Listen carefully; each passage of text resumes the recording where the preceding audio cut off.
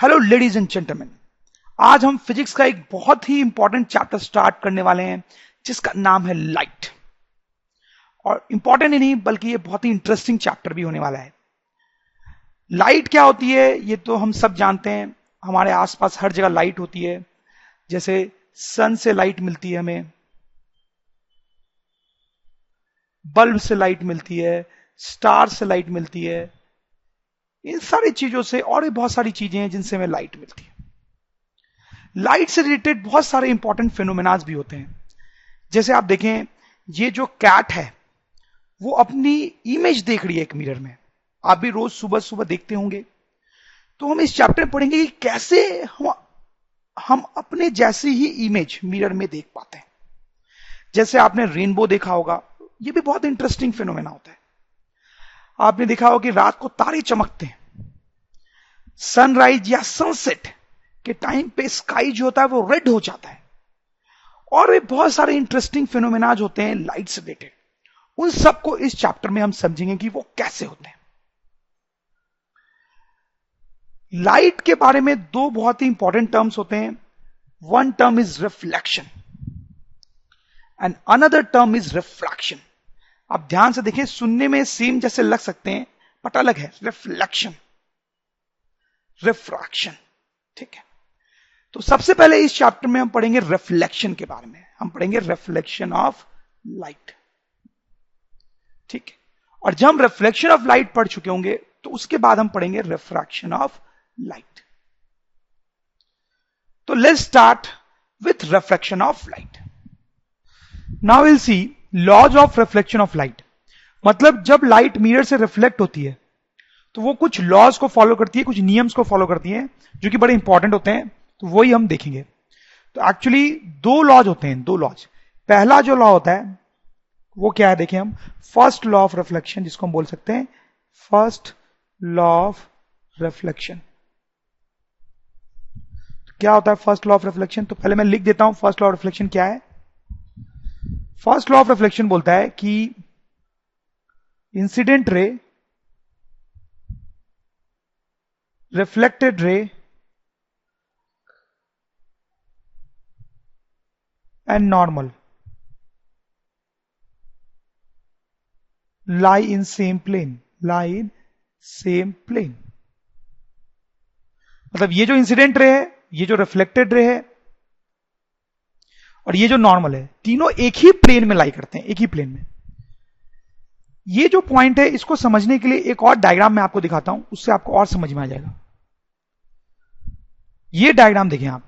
ये जो बॉटम वाला सरफेस है ना, ये एक्चुअली मिरर है, ये हमारा मिरर है, ठीक है। तो आप ऐसा सोचिए कि इस मिरर को जो है हम अलग एंगल से देख रहे हैं, दूसरी साइड से देख रहे हैं। तो ये हमारा मिरर है।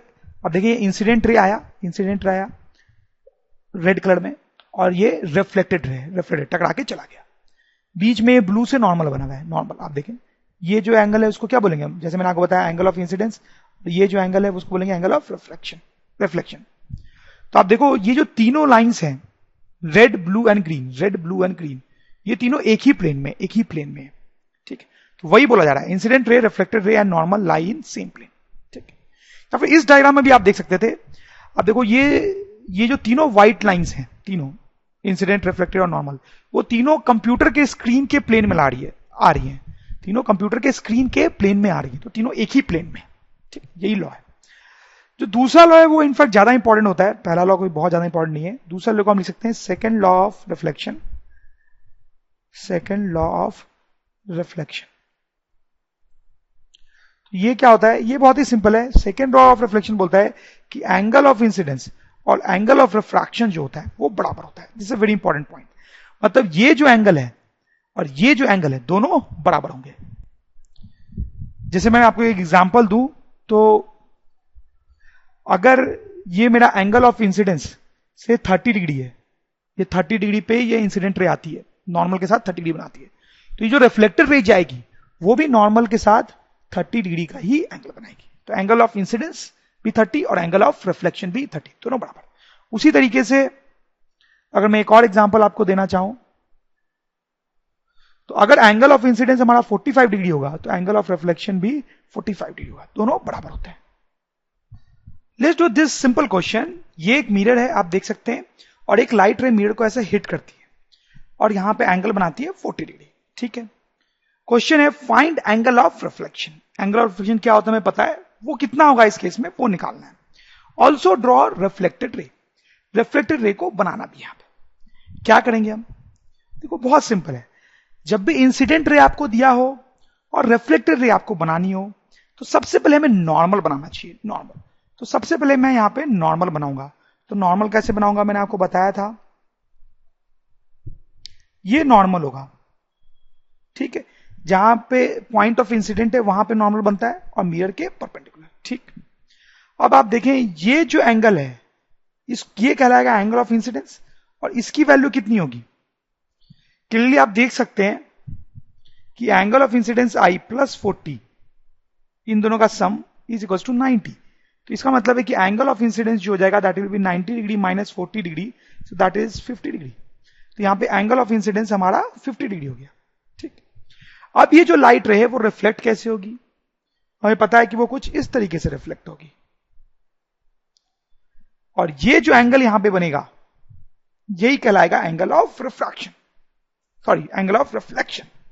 और ये एंगल ऑफ रिफ्लेक्शन कितना होगा, तो हमें पता है by first law of reflection या फिर by second law of reflection, जो हमने सेकेंड लॉ पढ़ा है उससे हमें पता है कि एंगल ऑफ रिफ्लेक्शन जो होता है वो एंगल ऑफ इंसिडेंस के बराबर होता है।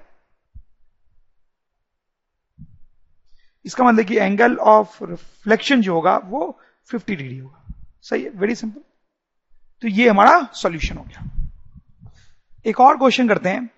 अगर लाइट रे ऐसे आती है तो रिफ्लेक्ट होकर कैसे जाती है हमें पता है, बट थोड़ी सी इंटरेस्टिंग सी एक सिचुएशन देखते हैं। सपोज करो लाइट रे जो ऐसे आती है इस तरीके से, ठीक, ये हमारी इंसिडेंट रे जो कि एक्चुअली मिरर के परपेंडिकुलर है। तो ये मिरर से टकराएगी और फिर रिफ्लेक्ट होगी।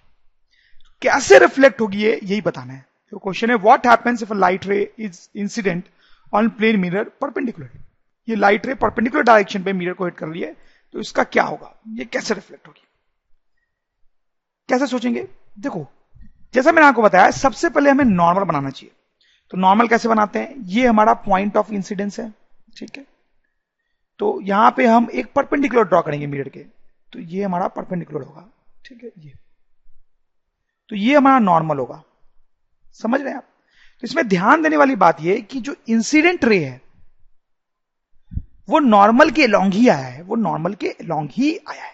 ठीक है, तो यहां पे what do you think will be angle of incidence. Angle of incidence कितना बोलेंगे। एंगल ऑफ इंसिडेंस होता क्या है, इंसिडेंट रे और नॉर्मल के बीच का एंगल। तो यहां पे इन दोनों के बीच में कितना एंगल है, आपको क्या लगता है। ऑब्वियसली इन दोनों के बीच का एंगल 0 है, तो हम यहां पे बोलेंगे एंगल ऑफ इंसिडेंस इज 0। ठीक है, तो आपको क्या लगता है एंगल ऑफ रिफ्लेक्शन कितना होगा। तो क्योंकि एंगल ऑफ रिफ्लेक्शन जो होता है वो एंगल ऑफ इंसिडेंस के बराबर होता है, यानी कि एंगल ऑफ रिफ्लेक्शन जो होगा वो भी 0 होगा। ठीक है, तो यानी कि ये जो लाइट रे है वो ऐसे रिफ्लेक्ट होगी ताकि एंगल ऑफ रिफ्लेक्शन जो है वो 0 हो। इसका मतलब वो कैसे रिफ्लेक्ट होगी, इसका मतलब बहुत सिंपल है कि वो इसी पाथ के लॉन्ग वापस चली जाएगी। वो लाइट रे ऐसे आएगी नॉर्मल के लॉन्ग और फिर उसी पाथ पे वापस चली जाएगी। तो यही हमारा रिफ्लेक्टेड रे भी कहलाएगा। ठीक है, तो आप देख सकते हो रिफ्लेक्टेड रे और नॉर्मल के बीच में एंगल कितना बन रहा है, 0। तो ये जो सिचुएशन होती है बड़ी इंटरेस्टिंग सिचुएशन होती है। अगर लाइट रे मिरर के परपेंडिकुलर आती है तो वो अपने ही पाथ पे वापस चली जाती है। इफ लाइट रे हिट्स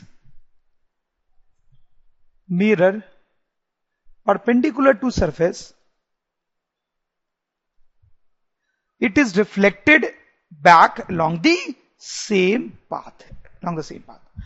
और इस केस में हम बोल सकते हैं कि एंगल ऑफ इंसिडेंस और एंगल ऑफ रिफ्लेक्शन जो है दोनों 0 के बराबर होते हैं। रेगुलर एंड डिफ्यूज रिफ्लेक्शन, तो देखो क्या मतलब होता है इसका, बहुत ही सिंपल सी चीज है। जैसे आप सपोज करो यहां पे हमारे पास एक स्मूथ सरफेस है, कोई फ्लैट स्मूथ सरफेस है, जैसे कि प्लेन मिरर या कोई और भी स्मूथ सरफेस हो सकता है। और यहां पे जो हमारे पास सरफेस है ये बहुत ही रफ है, आप देख सकते हो बिल्कुल ही गड्ढे वड्ढे हैं उसमें, बहुत ही रफ टाइप का सरफेस। ओके, और सोचो कि दोनों केस में पैरेलल लाइट रेज आ रही हैं और इस सरफेस पे टकरा रही है दोनों केस में। ठीक है, जैसा कि हमने पढ़ा लाइट रेज का रिफ्लेक्शन होगा, रिफ्लेक्शन होगा। क्या लगता है आपको इन दोनों केसेस में जब रिफ्लेक्शन होगा तो उसमें क्या डिफरेंस होगा? देखो मैं आपको बताता हूं, इस केस में जो रिफ्लेक्शन होगा वो कुछ इस तरीके से होगा, ये रिफ्लेक्टेड लाइट होगी, और इस केस में रिफ्लेक्टेड रेज कुछ इस तरीके की होंगी। देखो ये जो है वो फ्लैट और स्मूथ सरफेस है, तो इसमें सारी लाइट रेज जो आएंगी वो एक सिस्टमैटिक वे में रिफ्लेक्ट होंगी। लाइट रेज आई थी तो पैरेलल थी, और जब रिफ्लेक्ट होंगी तो भी पैरेलल रहेंगी। लेकिन इस केस में जब लाइट रेज आई थी तो पैरेलल थी, लेकिन अब वो रिफ्लेक्ट होकर अलग अलग डायरेक्शन में चल जाएंगी, क्योंकि यहां पे ये जो सरफेस है वो कैसा है, रफ रफ। तो ये जो रिफ्लेक्शन है यहां पे, that is called regular reflection. ये रेगुलर रिफ्लेक्शन है, रेगुलर आप नाम से ही समझ सकते हैं। और ये जो रिफ्लेक्शन है ये हमारा डिफ्यूज रिफ्लेक्शन है, this is diffuse reflection. Diffuse reflection को कई बार इरेगुलर रिफ्लेक्शन भी बोलते हैं, इरेगुलर रिफ्लेक्शन। कई बार इसको स्कैटरिंग भी बोलते हैं। स्कैटरिंग बोलने का क्या मतलब है? स्कैटरिंग का मतलब होता है छितरा जाना। तो यहां पे आप देख सकते हैं जो लाइट रेज आती है वो अलग अलग डायरेक्शन में स्कैटर हो गई है, ठीक, जबकि इस केस में ऐसा नहीं हुआ है। जैसे अगर मैं आपसे बोलूं कि ये सरफेस जो कि स्मूथ है और यहां पे ये सरफेस जो कि क्लियरली रफ है, तो इन दोनों में कैसा रिफ्लेक्शन होगा? तो क्लियरली आप समझ जाएंगे, क्या समझ जाएंगे कि इसमें रेगुलर रिफ्लेक्शन होगा, राइट, इसमें रेगुलर रिफ्लेक्शन होगा। और इसमें कैसा रिफ्लेक्शन होगा? इसमें डिफ्यूज या इरेगुलर रिफ्लेक्शन होगा। एक चीज और आप यहां पे देख सकते हैं, कुछ लोगों को ऐसा लगता है कि यहां पे बहुत ही गंदा सा रिफ्लेक्शन हुआ है, तो जो लॉ ऑफ रिफ्लेक्शन होता है, मतलब ये वाला लॉ कि angle of incidence equals to angle of reflection, ये जो लॉ ऑफ रिफ्लेक्शन होता है, तो कुछ लोगों को लगता है कि इस केस में तो ये लॉ वैलिड है, लेकिन इस केस में ये जो लॉ है वो वैलिड नहीं है। तो मैं आपको बताना चाहता हूं कि ऐसा बिल्कुल भी नहीं है। ये जो लॉ ऑफ रिफ्लेक्शन है वो हमेशा वैलिड होता है, and this is valid even in diffuse reflection.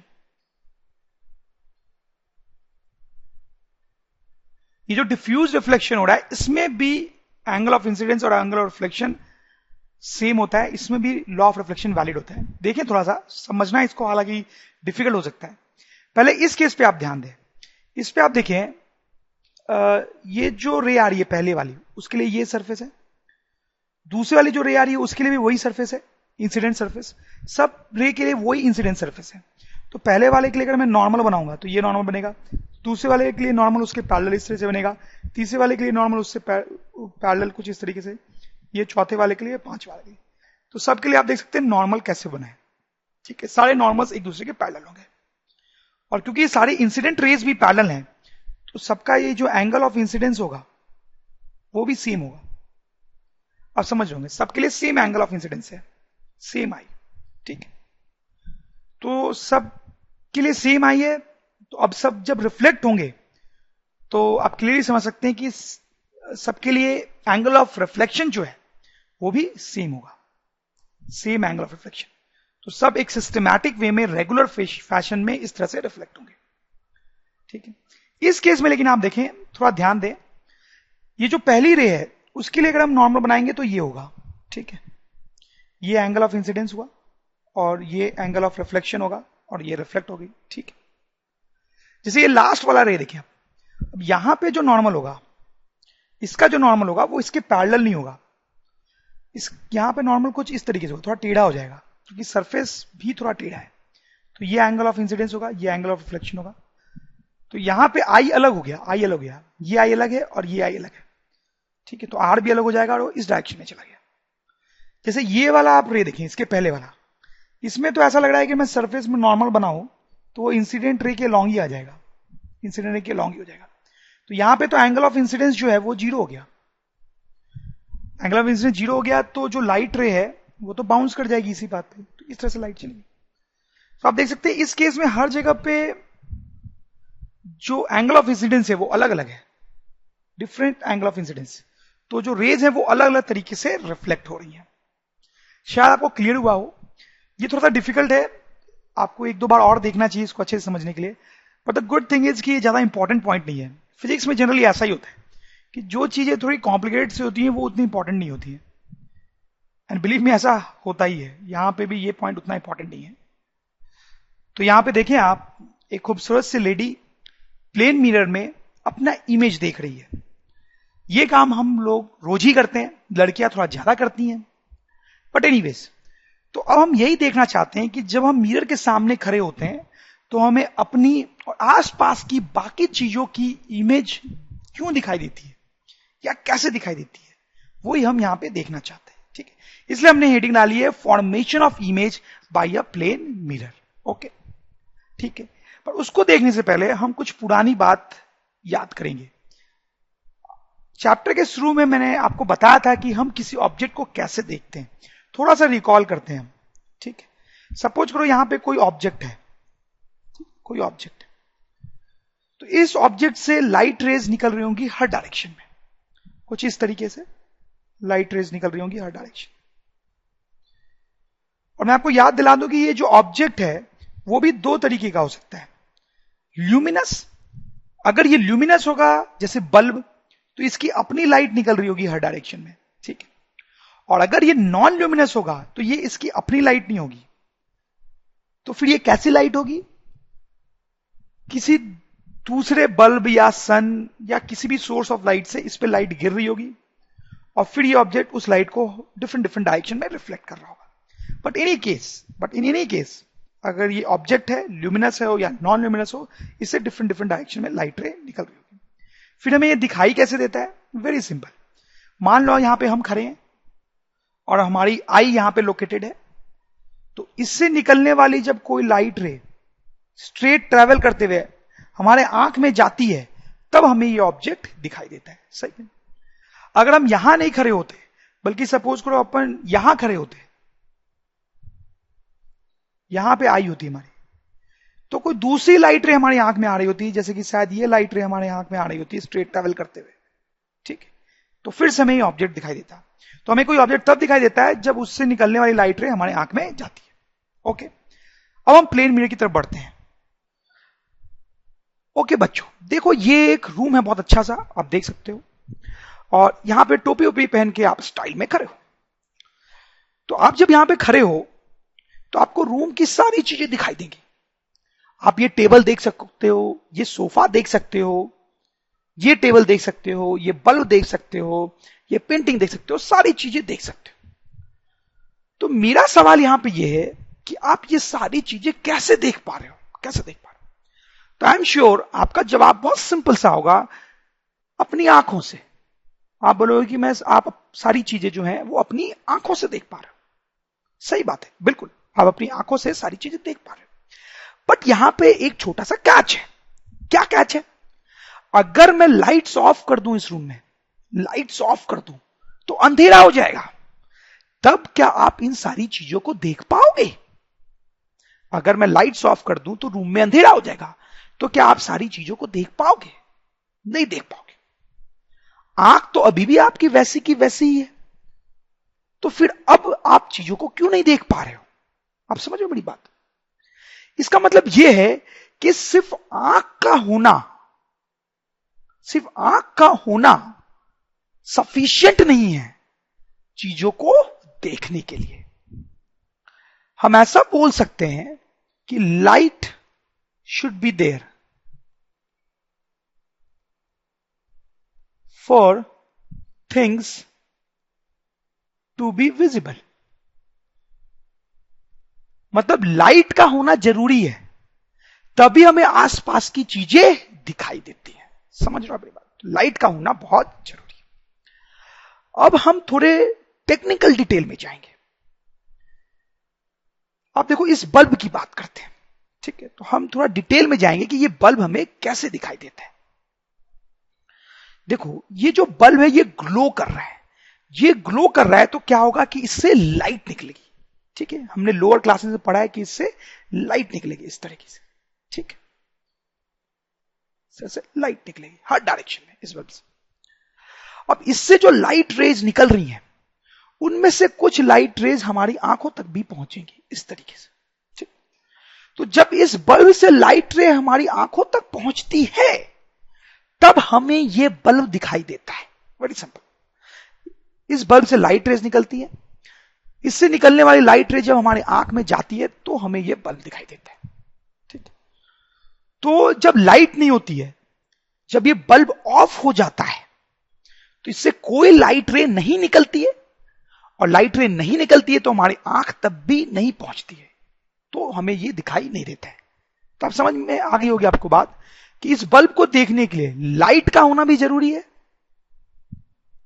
Light का होना जरूरी भी है और आंखों का होना भी जरूरी है। इस बल्ब से निकलने वाली लाइट जब आंखों में जाती है तो यह बल्ब दिखाई देता है, ठीक। चलो ये तो इस बल्ब की बात हो गई।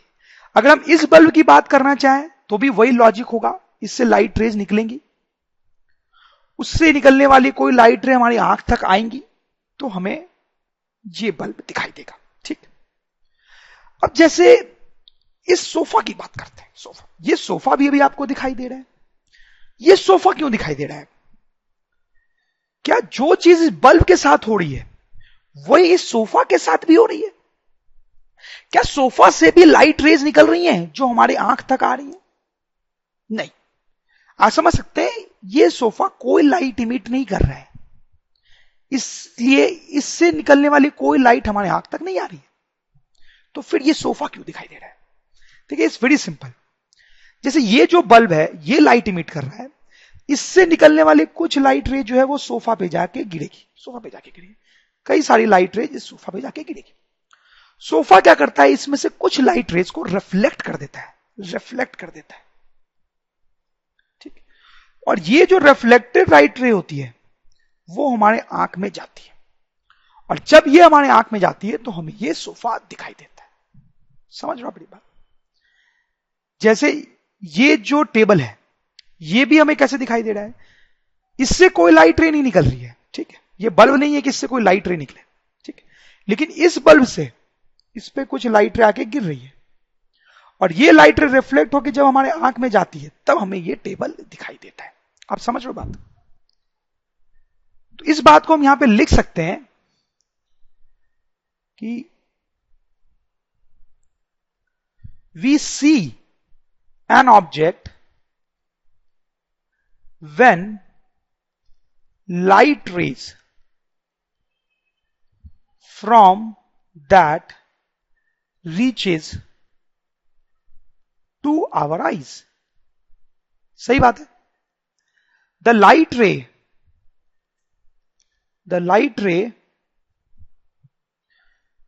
ray may be either objects self light or reflected light। तो जो बात मैंने आपको बताई है वो यहां पे लिखी हुई है। अब यहां पे ये जो बल्ब है जो अपनी लाइट निकालता है उसको हम बोलते हैं ल्यूमिनस ऑब्जेक्ट, ल्यूमिनस ऑब्जेक्ट जो अपनी लाइट खुद निकालता है। और ये जो सोफा है जो अपनी लाइट नहीं निकालता है बट दूसरे की लाइट रिफ्लेक्ट करता है उसको हम बोलते हैं non luminous object, non luminous object. तो इन दोनों ऑब्जेक्ट्स की हम डिफिनीशन भी लिख सकते हैं कि luminous objects are objects which emit light of their own,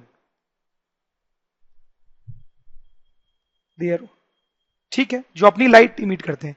इसका एग्जाम्पल हो सकते हैं बल्ब, ट्यूबलाइट या सन जो होता है वो भी लाइट इमिट करता है, पता ही आपको। और नॉन ल्यूमिनस ऑब्जेक्ट की डिफिनेशन लिख सकते हैं, non luminous objects are objects which reflect light from other sources। सही बात है। They do not emit light of their own। ठीक है, और इसके एग्जाम्पल्स क्या होंगे? जैसे ये सोफा हो गया, ये टेबल हो गया, ठीक है, ये पेंटिंग हो गई, ये सारी चीजें नॉन ल्यूमिनस सोर्स के एग्जाम्पल है। ल्यूमिनस और नॉन ल्यूमिनस ऑब्जेक्ट का जो बेस्ट एग्जाम्पल होता है वो मैं आपको यहां पे देता हूं। ये जो सन होता है हमारा, वो actually luminous source of light होता है, जैसा मैंने आपको थोड़ी देर पहले भी बताया, ठीक है। और ये जो मून होता है हमारा, जिसको हम रात में देखते हैं, चंदा मामा, वो non luminous source of light होता है। नॉन ल्यूमिनस कैसे आप देख सकते हो? सूरज जो है वो अपनी लाइट इमिट करता है, इसमें तो कोई डाउट है ही नहीं, सूरज अपनी लाइट इमिट करता है, वो लाइट हम तक अर्थ पे पहुंचती है, ठीक, तो हम सूरज को देख पाते हैं, ठीक। तो सूरज अपनी लाइट इमिट कर रहा है, इसलिए वो कैसा सोर्स हो गया? ल्यूमिनस सोर्स ऑफ लाइट, ठीक। अब मून जो होता है, उसकी अपनी लाइट नहीं होती है, उसके पास अपनी कोई लाइट नहीं होती है। सन की लाइट मून पे आती है, वैसे ही जैसे अर्थ पे आ रही थी, सन की लाइट मून पे आती है, मून क्या करता है, उसमें से कुछ लाइट को रिफ्लेक्ट कर देता है और अर्थ की तरफ भेज देता है, ठीक। तो रात को यही लाइट हमें दिखाई देती है, ठीक। तो मून से जब अर्थ तक लाइट आती है तो हम मून को रात को देख पाते हैं, लेकिन मून से जो लाइट आ रही है वो उसकी खुद की लाइट नहीं है, वो रिफ्लेक्टेड लाइट है, रिफ्लेक्टेड लाइट है, ठीक है। इसलिए जो मून है वो कैसा सोर्स हो गया? Non luminous source of light. Light के बारे में और बहुत सारी चीजें हमने लोअर क्लासेस में पढ़ी है, थोड़ा सा उसको रिकॉल कर सकते हैं। पहला पॉइंट ये कि light is a form of energy. Light is a form of energy, कोई खास बात नहीं है, सिंपल सी बात है। जैसे आपने पढ़ाई होगा लोअर क्लासेस में कि एनर्जी बहुत तरीके की होती है, जैसे साउंड एनर्जी, केमिकल एनर्जी, ठीक है, विंड एनर्जी, तो बहुत सारे की एनर्जी होती है। वैसे भी लाइट एक तरीके की एनर्जी है। दूसरा, आपने डेफिनेटली ऐसा पढ़ा होगा कि light travels in straight line. Light travels in straight line. Light जो होती है वो सीधी ट्रैवल करती है, स्ट्रेट लाइन में ट्रैवल करती है, ऐसे घूमते घूमते ट्रैवल नहीं करती है, ठीक है। तीसरा, light can form shadows. Light can form shadows. Shadows आपको पता ही क्या होता है, लाइट शैडोज बना सकती हैं। जैसे कि इस इमेज में आप देख सकते हैं कि इस आदमी की शैडो बन रही है यहां पे, ठीक है। इन सब चीजों के बारे में अगर आपको और डिटेल में देखना है तो आप लोअर क्लासेस का वीडियो देख सकते हैं, उन सब में हमने इसको बहुत एक्सप्लेन किया है। आपने पढ़ा भी होगा लोअर क्लासेस में, बट हो सकता है आपको उतना याद ना हो।